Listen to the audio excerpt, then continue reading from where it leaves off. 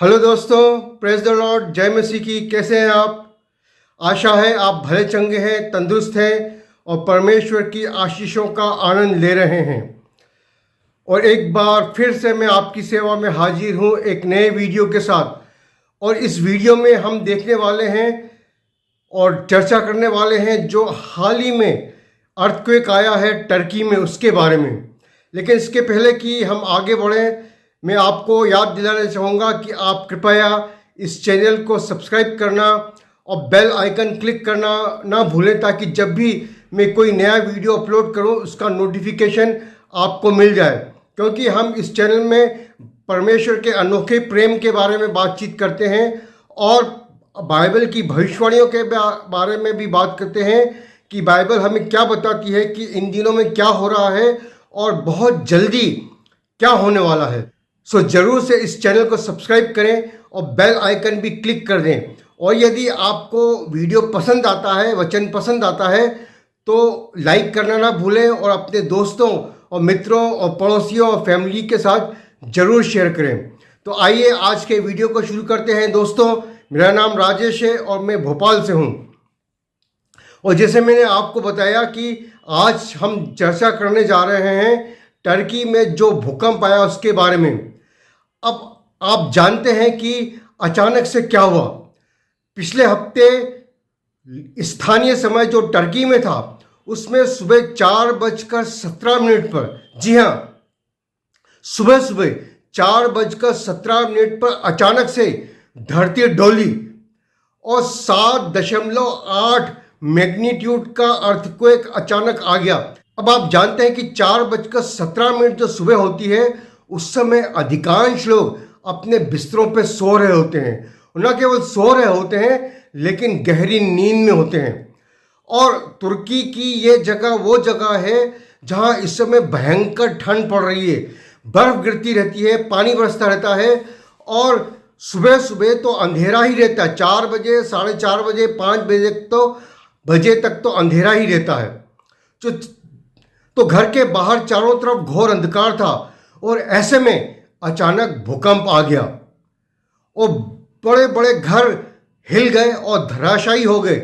और जो धराशायी नहीं हुए पहले झटके में, उसके बाद दूसरा, तीसरा और 6 मैग्नीट्यूड का चौथा झटका भी उस दिन आया और कई बड़ी बड़ी इमारतें ताश के पत्तों के समान ढह गईं।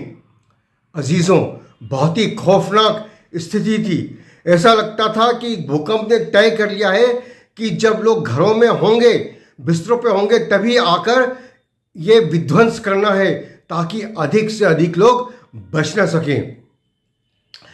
मेरे अजीज दोस्तों, बाइबल ये बताती है, प्रभु यीशु मसीह ने भविष्यवाणी की है कि अंत के दिनों में जगह जगह भूडोल होंगे, भूकंप आएंगे।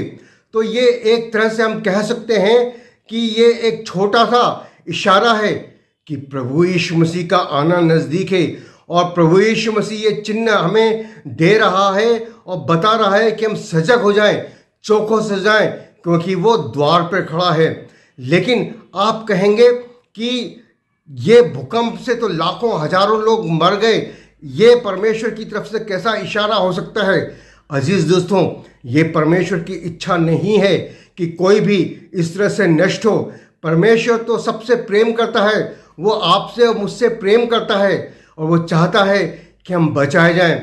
और इसीलिए सुसमाचार सारे संसार में प्रचार किया जा रहा है कि परमेश्वर पर विश्वास करो और उद्धार को प्राप्त करो। लेकिन हम जानते हैं कि आदम हवा ने पाप किया और उस पाप के कारण सारा संसार शैतान के चंगुल में फंस गया। और आज इस संसार का शासक अगर कोई है तो वो शैतान है। परमेश्वर तो लोगों को बचाने की कोशिश कर रहा है, लेकिन शैतान नहीं चाहता कोई बचे। और न केवल इंसान पाप में गिर गया, लेकिन इंसान के पाप में गिरने के कारण सारी प्रकृति भी पाप के अधीन में हो गई और जो जमीन है वो कांटे और ऊंट कटारे उगाने लगी और पृथ्वी पर चारों तरफ हर तरह के नेचुरल डिजास्टर आने लगे। जी हाँ, ये इसलिए हुआ कि परमेश्वर की इच्छा के विरुद्ध मनुष्य पाप में गिर गया।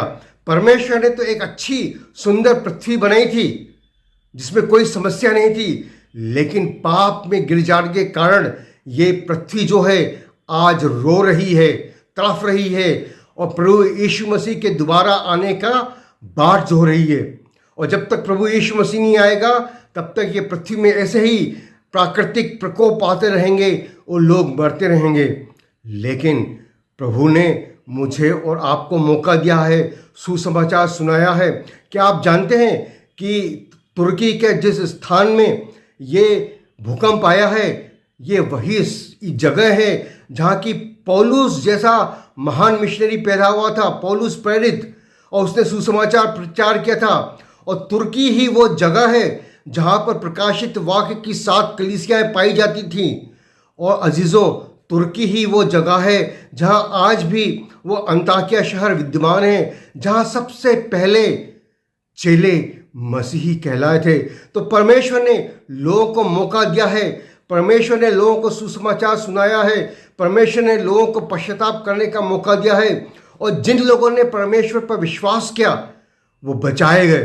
पौलुस बचाया गया और बहुत सारे मसीही लोग यीशु मसीह में आए और वो बचाए गए क्योंकि उन्होंने प्रभु यीशु मसीह पर विश्वास किया था। लेकिन अभी समय नहीं है कि मैं चर्च की हिस्ट्री में जाऊं और संसार की हिस्ट्री में जाऊं और बताऊं कि किस तरह से जो 7 कलीसियाएं थी प्रकाशित वाक्य की, उनकी दीवटें हटा दी गईं और वो अंधकारपूर्ण हो गए और ये पूरा इलाका मसीह विश्वास से भटक गया और आज इसकी ये दुर्दशा है।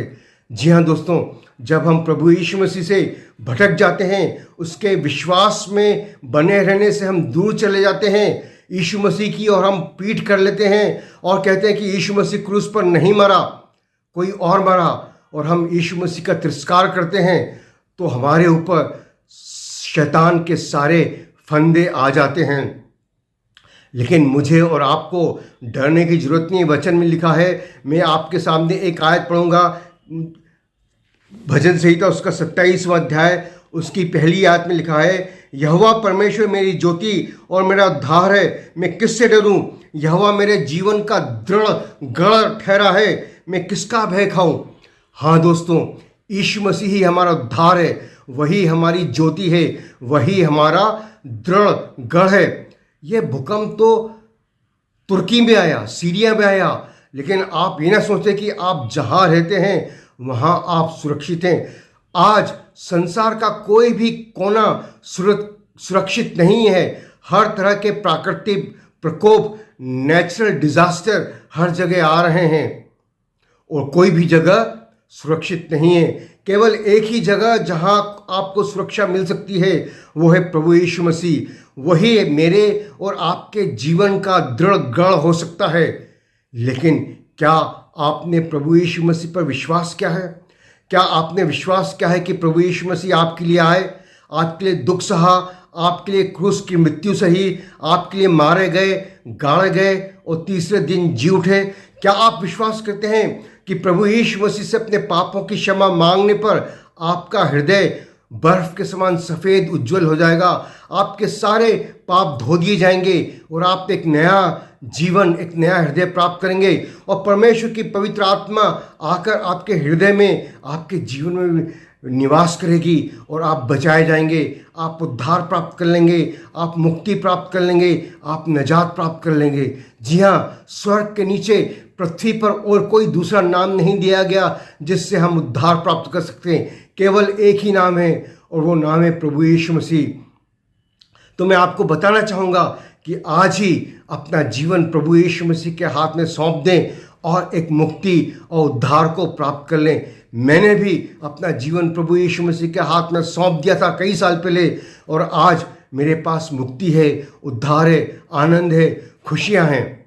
और इसीलिए मैं भी आपको ये बताना चाह रहा हूँ कि मेरे दोस्त आज ही अपने घुटनों पर गिरकर अपने आप को नम्र करके प्रभु यीशु मसीह को अपना उद्धारकर्ता और मुक्तिदाता ग्रहण कर लें और उद्धार को प्राप्त कर लें और आने वाले संसार में किसी भी तरह की घटना से और दुर्घटना से नहीं डरें, क्योंकि मैं आपको बताना चाहता हूँ कि बहुत जल्दी परमेश्वर प्रभु यीशु मसीह अपनी कलीसिया को इस संसार से उठाने वाला है। रैप्चर होने वाला है और रैप्चर हो जाएगा, उसके बाद 7 साल का क्लेश और महाक्लेश का समय आएगा और उस समय एक संसार में एंटी क्राइस्ट रूल करेगा, संसार का एक ही तानाशाह होगा, वो सबको अपनी पूजा के लिए मजबूर करेगा। तो उससे पहले क्लेश और महाक्लेश में के समय में जाने से पहले अच्छा है यदि आप अपना जीवन प्रभु यीशु मसीह के हाथ में सौंप दें और मुक्ति को प्राप्त कर लें। परमेश्वर आपको बुद्धि दे, परमेश्वर आपको उद्धार दे, परमेश्वर आपको आशीष दे। आमीन।